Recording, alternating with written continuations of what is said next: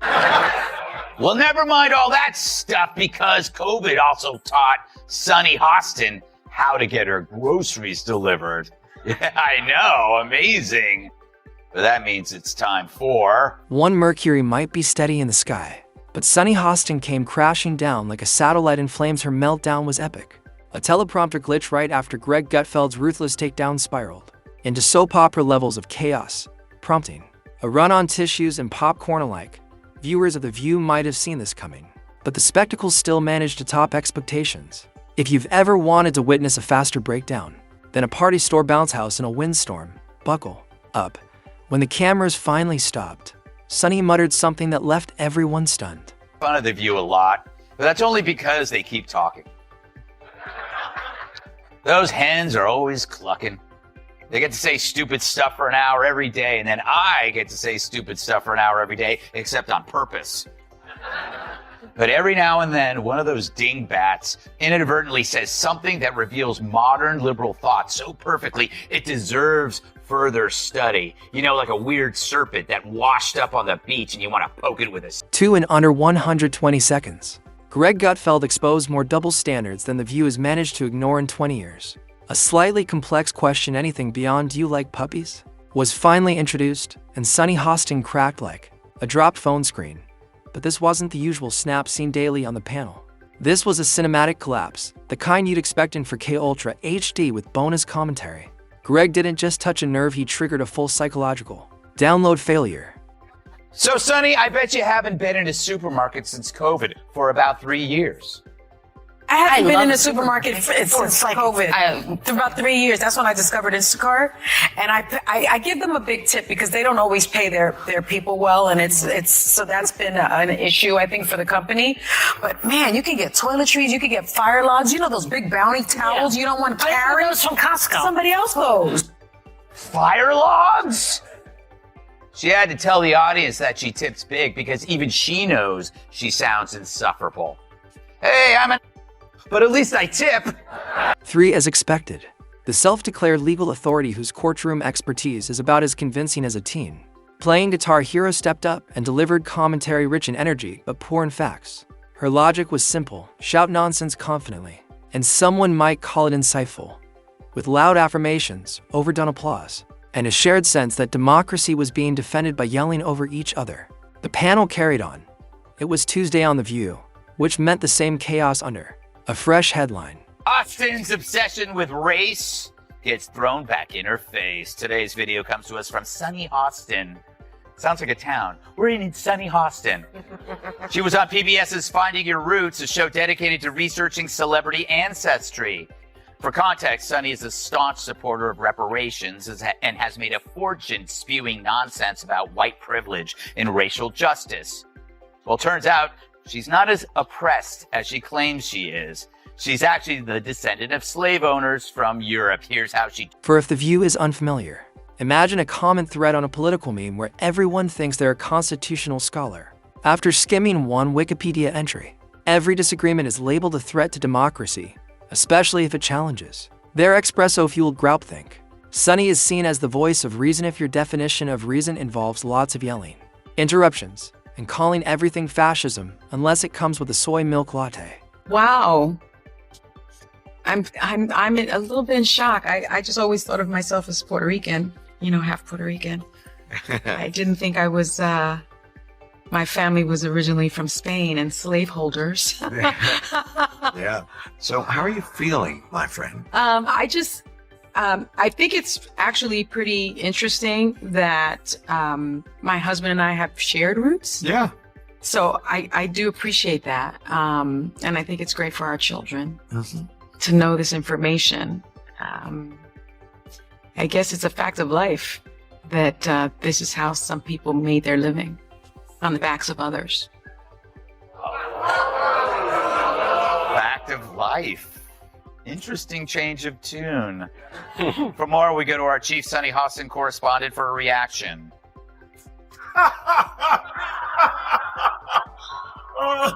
5-0. Sweet poetic justice. Once Greg Gutfeld entered the fray, things took a turn. Greg isn't the polished type you bring to high tea, he's the guy saying what everyone else is scared to. Sunny collapsed like a paper umbrella in a hurricane as he highlighted her contradictions and reminded her that sarcasm hadn't been outlawed. Her idea of civil debate requires total agreement, otherwise, you're labeled a threat to the republic. Her logic was a stew of middle school drama and courtroom theatrics. Greg brought receipts like a tax auditor on a mission. Sunny's past. Rants about border cruelty morphed into complex policies that normal folks just couldn't grasp. The contradiction, she practically had it embroidered on a pillow. I'm gonna milk this till the end of time. You're right. Anytime she says something stupid, I'm gonna go, slave owner! Kat, I just watched that. That's the second time I've watched that. She was tipped off beforehand, right? Because they had to tell her before, so she had time to regroup. They wouldn't just surprise. Really? You think? No? I don't know. I feel like she could have maybe done better. Okay. 6. Greg broke it all down. Sunny's outrage lights up the second a conservative speaks, but short circuits when a liberal rewrites the law. She'll dissect someone's tweets for ethics violations, while excusing officials who couldn't define ethics if it bit them. The audience. Predictable as ever. Greg could have held up a scrapbook of Sunny's hypocrisies signed in glitter pen, and they'd still boo him for hate speech. Sunny quickly leaned into the martyr act, defaulting to a trembling voice and pre-rehearsed sobs she perfected in cable news acting camp. By the end, Greg's sharp critique had somehow morphed into a personal attack on women, minorities, and possibly endangered wildlife. When facts don't win the fight, just cry harder and accuse louder. I think that women, white women in particular, want to protect this patriarchy here because it's to their benefit. Yeah. They want to make sure that their husbands do well. They want to make sure that their sons do well. They want to make sure that their children do well. And they want to make sure that they do well. Most of the women in some of these studies are married white women, and they do fall in line with what their husbands are doing. People have to wonder, where does Sunny Hostin get her opinions? Yeah. Like you said, it's obviously from her husband. She has to tell her what to say in The View, because without it, she's got nothing. 7. More inconsistent than a motivational coach who skips their own seminar.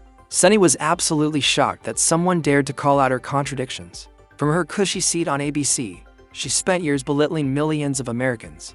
The panel circled around her like cowboys in an old film, but this time, not to fend off bandits, but to shield her from the horror of fact-checking. Olympic-level delusion was on display, echoed by Whoopi Goldberg's passionate defense, reminding us that truth is just a feeling if you believe hard enough. Behind the scenes, producers rushed to stabilize Sunny's nerves, treating her public unraveling like a national crisis. Even though most public figures survive such moments weekly, but not this time. Joy Behar gets racism after all. She's been black on Halloween. Yeah. But Joy wasn't there on the show. Apparently Mondays are her days off when she feeds in the pasture. But that is convenient, right? It's like one of my aunts dies every time Brian Kilmeade wants to hang out. Maybe Joy needs a full day to read her hate mail, and that's just from the rest of the cast. So Scott had to deal with Sunny Hostin and her typical self-righteous. 8. As the self-proclaimed queen wept into her luxury coffee, Greg Gutfeld went there. He questioned her transparency. The internet exploded. Not long after, Sunny popped up in viral memes, one reading, strong takes, weak surveillance. She broke down after seeing another, when receipts hit harder than feelings. It turns out that when you preach civility while bashing half the country, even the apolitical crowd pays attention. Gutfeld's biting roast went viral, offering a breath of honesty for viewers sick of cable shows repackaging the same drama every week. The View looked less like a talk show and more like a well-lit Tumblr thread, with a clapping audience. Anyone who splashes truth into the narrative gets accused of violence in a scripted dance where emotions always win. This chick, we didn't think it was the best thing that could have happened to us. Although it did get Joy Behar to wear a mask.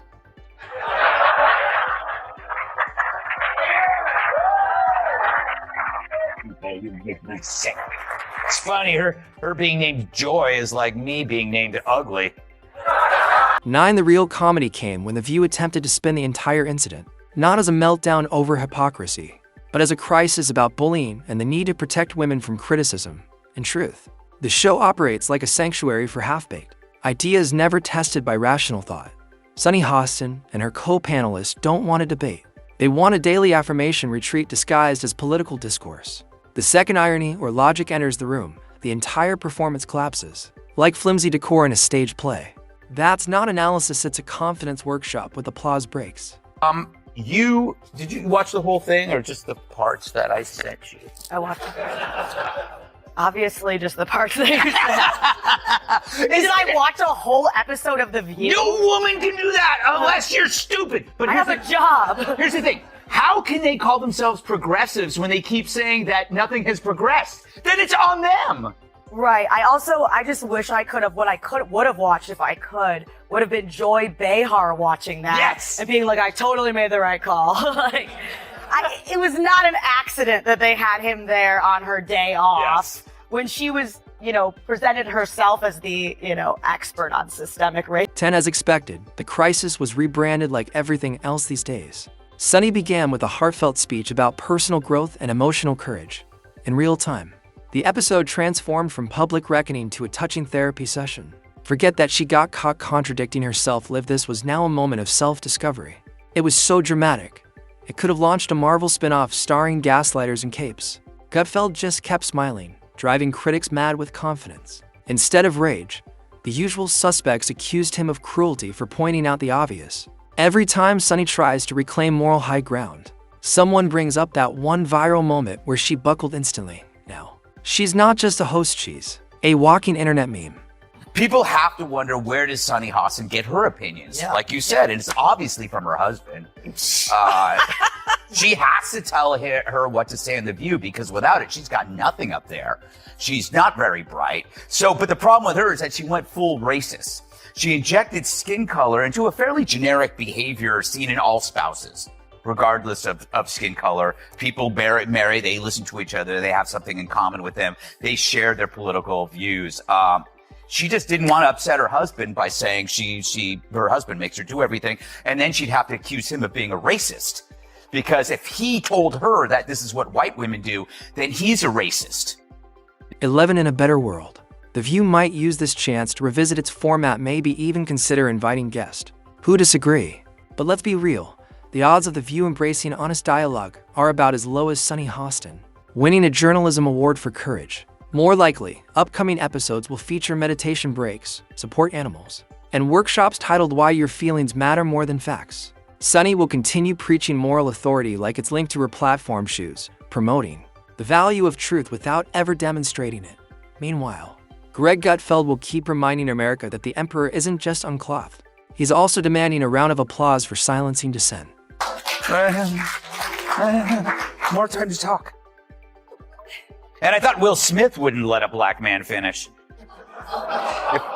If her IQ was half as high as her smugness, she'd be Einstein. And later it got weird after Whoopi Goldberg asked a question and Sunny chimed in. At least, Sunny's unraveling gifted the audience with a moment of clarity. You can only mislead yourself and others for so long before the truth makes a noisy entrance. Her on-air spiral wasn't just about politics or exposure. It was a televised collision between hard facts and a pampered ego's breaking point. And yes, we laughed not out of cruelty, but at the spectacle of someone pretending the truth doesn't apply to them. This time, The View spun the wheel, and instead of outrage or applause, it landed squarely on karma.